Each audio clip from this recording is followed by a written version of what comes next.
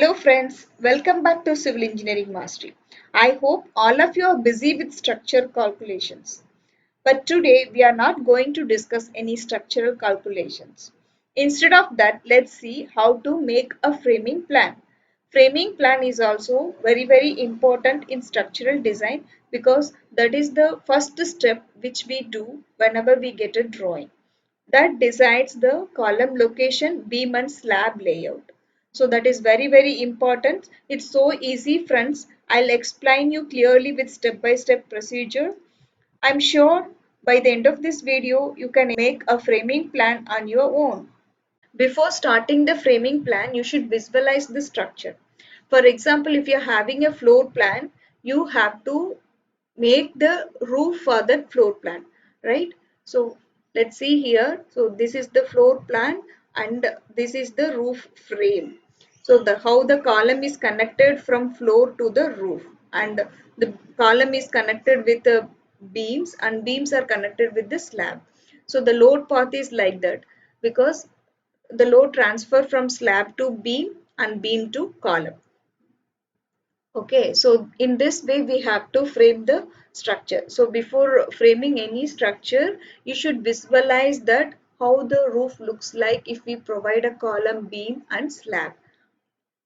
The first step which we have to do is placing the column location, and next we have to draw the grid line, and after that we can draw the beam and slab layout. So before placing the column, you have to make this architectural plan as a single unit because it has many features like furnitures, text and other accessories. So let's make this one as a single unit. Give the block command. It will ask you to name it. Let's name it as a ground floor plan. Then give OK.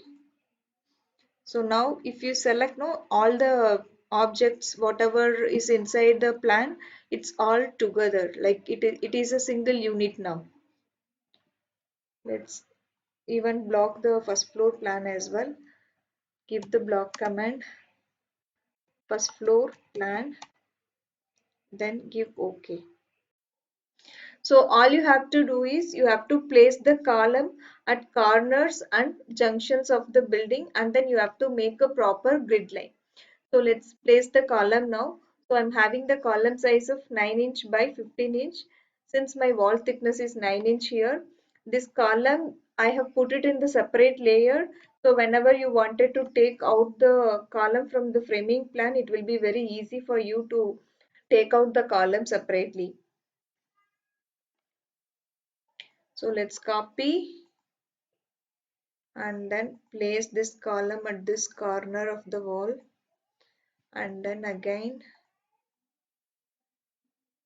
copy and we can place it here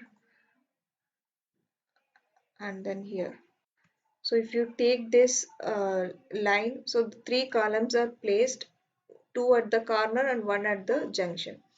So at this place one column we can provide, and in this junction we can provide one column, and here there is a small window so you cannot provide column over here, so we have to provide column at this corner to support the staircase.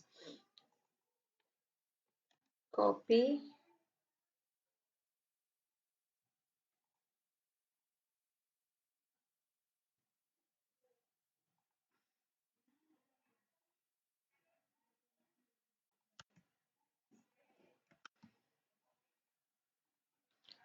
So this side also it is done. Then again copy here. So here the column is protruding inside the kitchen. You are not supposed to provide the column like this because it is an open space between living and dining room. So always you have to provide the column without disturbing the functionality of the building. So now this is done, and next coming to this portion we have to provide the column here to support the staircase.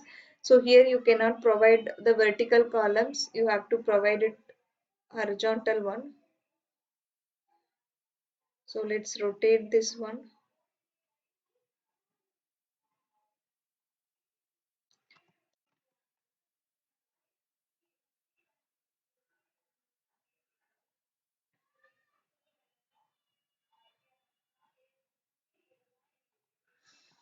So here we have placed the column, so that is merged with the wall.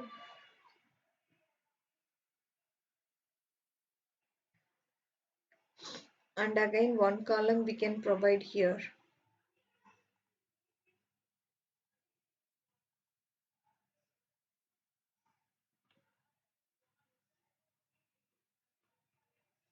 So I hope here there is no need of 15-inch column, because many columns are coming around. See here all three columns are there, so the square column is fine enough to carry the load. Next we have to provide the column here, and in this place we can provide one column. Let's copy.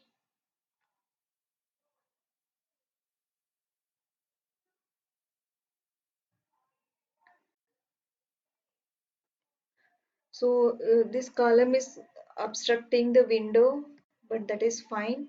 So we can move this window little bit downside, and then next, coming to the corner, we can provide one column here and then one column here. So that's all about the corners, and then we have to provide one column in the parking area. Should be like this. So that's all about the position of column. Before placing the grid lines, let's see whether the column locations are fine with the first floor plan as well, because sometimes the column locations will not match with the first floor plan whatever we had given in the ground floor plan. So let's check that. Select all the columns, copy.